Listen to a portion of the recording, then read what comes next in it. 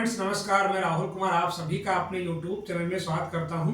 तो आज हम बात करने वाले हैं बीएड और टीजीटी, क्योंकि आपके बीएड के ऑनलाइन आवेदन चल रहे हैं और जो लोग भी बीएड के ऑनलाइन फॉर्म भरना चाह रहे हैं या आगे बीएड करना चाह रहे हैं, क्या उनके लिए बीएड आपका सही है या नहीं सही है, इसके बारे में हम चर्चा करेंगे। और यह वीडियो उन लोगों के लिए भी इम्पॉर्टेंट है जो आगे स्नातक यानी कि बीए या बीएससी करना चाहते हैं, उनके लिए भी जो है महत्वपूर्ण रहेगा। तो सबसे पहले हम चर्चा कर लेते हैं। यहाँ पर जो आपका मुख्य बिंदु है ये आपका है बीएड करने हेतु आवश्यक सब्जेक्ट कॉम्बिनेशन। मतलब ये होगा कि हम बीएड तभी करें जब हमारे पास वैसा सब्जेक्ट कॉम्बिनेशन हो, अन्यथा की स्थिति में क्या होगा कि बाद में आप जो है पछताएंगे और आपका पैसा और समय दोनों बर्बाद हो जाएगा।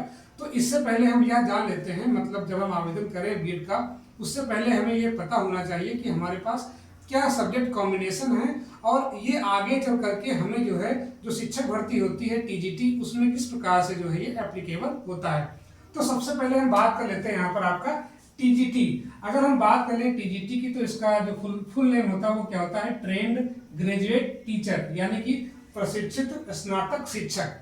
ये जो आपकी वैकेंसी आती है ये आपकी कक्षा 10 में पढ़ाने के लिए आती है। मतलब जो आपके इंटर कॉलेज होते हैं वहां पर आपको कक्षा 10 तक शिक्षण कार्य करने हेतु चयनित किया जाता है। तो ये वैकेंसी आपकी आती है और संभवतः ये आगे भी आ सकती है। तो इसका, जैसे मैंने बताया कि पूरा नाम क्या होता है, ट्रेंड ग्रेजुएट टीचर। और ये जो आपका वैकेंसी होती है, ये वैकेंसी आपकी जो है ग्रेड पे 4600, मतलब ये होगा कि अगर हम इसकी बात कर लें तो इसका जो ग्रेड पे होता है टीजीटी का वो कितना होता है, ग्रेड पे अगर हम बात कर लें ग्रेड पे की, तो ये आपका होता है 4600। कितना होता है, 4600 ग्रेड पे होता है। और जो इसकी बेसिक सैलरी होती है वो आपकी होती है 44,900 से 1,42,000 समथिंग, इतना। ठीक है, तो ये आपका क्या होता है, इसका बेसिक पे होता है। मतलब ये हुआ कि आपकी स्टार्टिंग जो है इससे होगी। मतलब ये हुआ कि अगर आप चयनित होते हैं इस जो है टीजीटी में, तो आपका जो मूल वेतन होगा 44,900 से स्टार्ट होगा। ठीक है, इसमें आपका डीए जुड़ेगा, एचआरए जुड़ेगा, तो वेतन आपका लगभग जो है 70 से 80,000 आपका बन जाएगा। तो ये आपका होता है टीजीटी। और अगर हम देखिए इसका जो पे लेवल होता है वो आपका पे लेवल 7 होता है। पे लेवल अलग अलग होते हैं, लेवल 2, लेवल 3, लेवल 4, इस तरह से अलग अलग लेवल होते हैं। मतलब ये एक अच्छी आपकी जॉब है। तो सबसे पहले हम बात कर लेते हैं कि अगर हमें टीजीटी में चयनित होना है या इसके लिए हमें आवेदन करना है तो हमारे पास कौन कौन सी अर्हता होनी चाहिए जिसके लिए हम बीएड कर रहे हैं। तो सबसे पहले अगर हम बात करें, अगर आप यहाँ पर हिंदी के लिए आप जो है चयनित होना चाहते हैं, मतलब आप शिक्षक बनना चाह रहे हैं कक्षा 10 तक, तो आपके पास क्या होना चाहिए, अगर आप स्नातक में मतलब बीए किए हुए हैं और उसमें क्या आपके सब्जेक्ट है हिंदी और संस्कृत के साथ साथ क्या है इंटरमीडिएट, मतलब ये हुआ कि आपका जो है बीए होना चाहिए और जो आपका कक्षा 12 है उसमें आपकी हिंदी और संस्कृत होनी चाहिए। देखिए यहाँ पर क्या होता है, कभी कभी आप जो है स्नातक में क्या होते हैं, आप विषय जो है सही प्रकार से चयन नहीं करते हैं। जैसे आपने क्या किया, एजुकेशन ले लिया, ठीक है, समाजशास्त्र ले लिया, हिंदी ले लिया, तो यहाँ पर क्या आपका कोई भी आपका सब्जेक्ट कॉम्बिनेशन नहीं है। अगर आप बीए कर रहे हैं तो बीए में जो है आप हिंदी लीजिए, उसके साथ के लिए आप संस्कृत लीजिए, तब तो आप वहाँ पर हिंदी के लिए आप अप्लाई कर सकते हैं। अन्यथा की स्थिति में क्या होता है कि अगर आपके पास जो है इंटर में आपके पास संस्कृत रही है और हिंदी दोनों रही है, तब आप यहाँ पर आवेदन कर सकते हैं। कहने का मतलब ये हुआ कि अगर आप हिंदी से शिक्षक बनना चाह रहे हैं तो जो आप बीए करें उसमें क्या होना चाहिए, हिंदी और संस्कृत होना चाहिए। ये तो बात सही है। अगर आपका बीए में क्या है, हिंदी और संस्कृत है, तब तो आप यहाँ पर टीजीटी में आप एलिजिबल हैं। अगर आपके पास मान लीजिए यहाँ पर संस्कृत नहीं होती है तो फिर आपके पास इंटर में क्या होनी चाहिए, आपकी संस्कृत होनी चाहिए। और हिंदी तो आपकी यहाँ पर कंपल्सरी है, कक्षा 12 की बात कर लें, लेकिन आपके पास क्या होता है संस्कृत नहीं होती है। तो हम करते क्या है कि अगर आप देखें तो संस्कृत जो है आप अलग से एक जो है एक सब्जेक्ट से आप इंटर कर सकते हैं, तो वो भी आपका यहाँ पर माना जाएगा। तो दो बातें हो गई यहाँ पर, या तो आप बीए जो है करें और उसमें हिंदी और संस्कृत से करें, मतलब जो आपका फाइनल ईयर हो, first year, second year, third year, उसमें आपका हिंदी और संस्कृत अनिवार्य रूप से होना चाहिए। अन्यथा आप जो है इंटर में आपके पास दो हो, मतलब हिंदी हो या संस्कृत हो, बीए तो आपका होगा ही होगा। ठीक है, उसके साथ साथ क्या होना चाहिए, हिंदी और संस्कृत। अगर आपके पास संस्कृत नहीं इंटर में, तो आप यहाँ पर एक सब्जेक्ट से आप जो है प्राइवेट संस्कृत कर लें, जिससे कि आप यहाँ पर एलिजिबल हो जाएं। उसके बाद हम बात कर लेते हैं यहाँ पर आपका गणित से। तो गणित में आपका सिंपल है, जो आपका बीएससी होती है या फिर बीए भी आपका मैथ से होता है, बीए भी आपका गणित से होता है और बीएससी भी आपके गणित से होती है। तो अगर आपके पास मैथ से बीए या बीएससी है तो आप यहाँ पर गणित में फॉर्म भर सकते हैं, मतलब टीजीटी के लिए। क्यों? देखिए, अगर आप यहाँ पर स्नातक हैं उसके बाद आप बीएड हैं, तभी आप यहाँ पर जो है टीजीटी का फॉर्म भर सकते हैं। मतलब ये हुआ कि आप ग्रेजुएट तो हैं ही, साथ में क्या है कि ट्रेंड ग्रेजुएट हैं।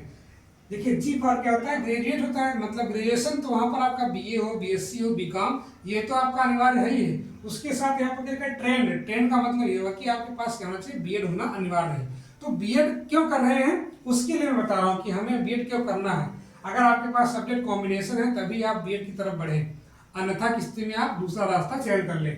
इसके बाद हम बात कर लेते हैं, अगर आपको जो है अंग्रेजी का अध्यापक बनना है कक्षा 10 तक, तो वहां पर आपके पास बीए में जो है क्या होना चाहिए? आपका इंग्लिश लिटरेचर, मतलब ये हुआ कि जो आपका स्नातक होना चाहिए वो किससे होना चाहिए? आपका अंग्रेजी साहित्य से होना चाहिए। दूसरी बात क्या है? त्रिवर्षीय स्नातक कोर्स, मतलब कोई अंग्रेजी में आपके पास होना चाहिए या कोई समकक्ष डिग्री होनी चाहिए अगर आपको अंग्रेजी का शिक्षक बनना है तो।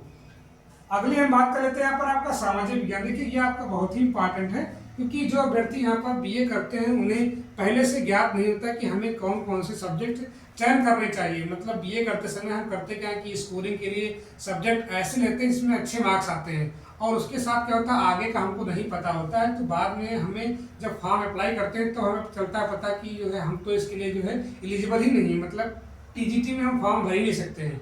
तो इससे पहले आपको जो है पता होना चाहिए कि हम बीए में या बीएससी में कौन से सब्जेक्ट का चयन करें जिससे कि हमें टीजीटी में आवेदन करने से कोई दिक्कत ना हो।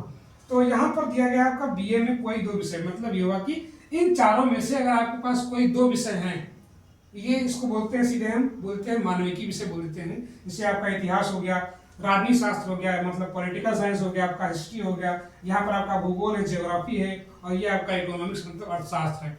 तो इन चारों में से अगर आपके पास जो है स्नातक में आपके पास दो विषय हैं तो आप यहाँ पर सामाजिक विज्ञान के अध्यापक बन सकते हैं। इसका मतलब यह कि जब भी आप बीए करें तो वहां पर आप कॉम्बिनेशन देखें, या तो आप हिंदी और संस्कृत लें जिससे कि आप हिंदी में अप्लाई कर सकें अगर आपका हिंदी अध्यापक बनने का इंटरेस्ट है, यानी कि आपको हिंदी में रुचि है, तो आप यहाँ पर हिंदी के साथ साथ संस्कृत आप अनिवार्य रूप से ले लें, जिससे कि आपको कभी भी जब आप बीएड करें तो आपको टीजीटी में आवेदन करने में कोई दिक्कत ना हो।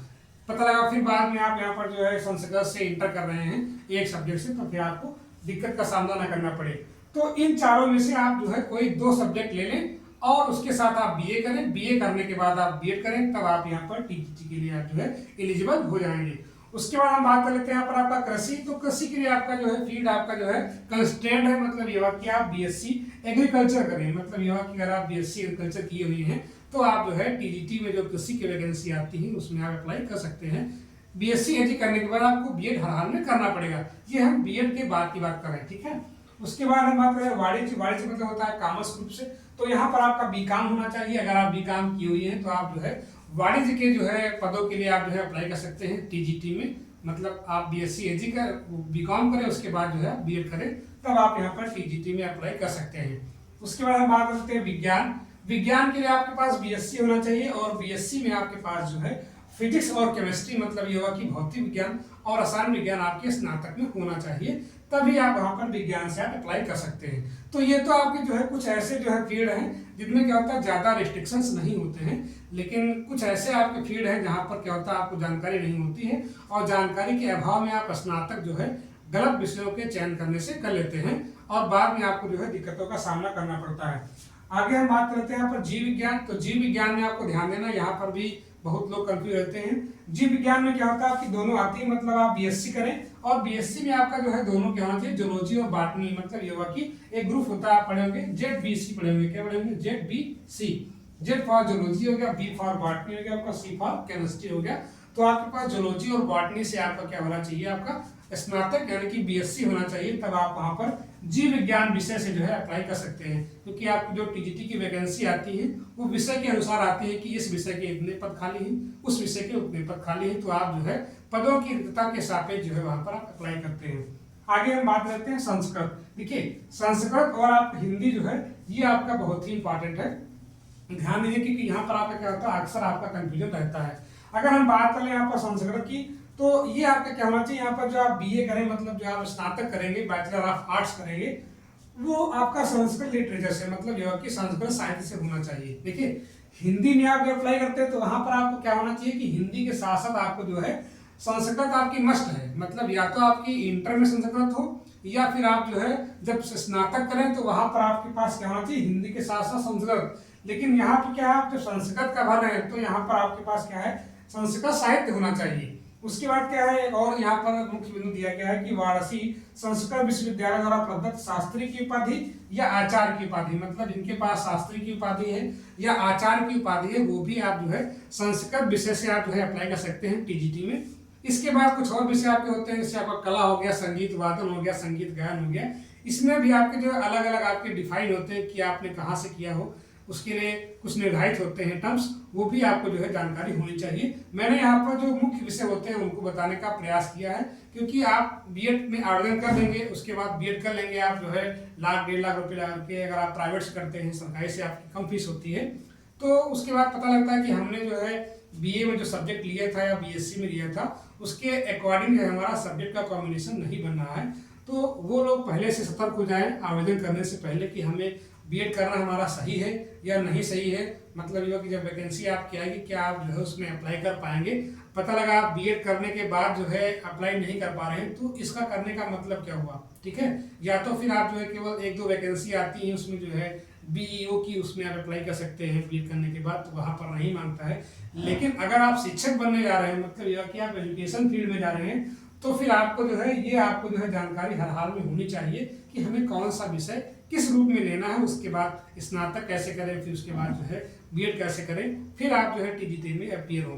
तो ये आपकी जो है जानकारी आपकी बहुत ही महत्वपूर्ण है। जो भी अभ्यर्थी अभी बीएड का आवेदन करने वाले हैं या करने जा रहे हैं वो इन वीडियोस को देख जरूर लें, उसके बाद ही आप जो है आवेदन करें या आगे बीएड में बढ़ें, जिससे कि आपको जो है शिक्षक बनने का रास्ता आपका जो है प्रशस्त हो सके। तो इस वीडियो में इतना ही, मिलते हैं अगले किसी वीडियो में अन्य जानकारी के साथ। Thanks for watching.